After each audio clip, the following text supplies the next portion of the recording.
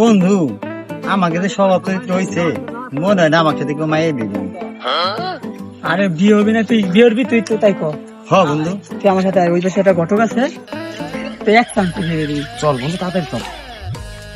ও কাকা, কাকা, ও কাকা, কি হয়েছে? এটাই কা? এই যে ও হলো তুই হবি, ওই দিন একটা মায়ের জন্য ব্যবস্থা করে।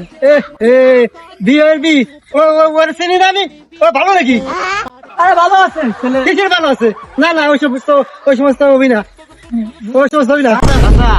ওই দিনকে পর থেকে আমি ভালো হয়ে গেছে চাচা, এখন আমি ওইসব কিছু করি না চাচা। যাক, তুই যখন ভালো হয়েছিস তাহলে ওঠ।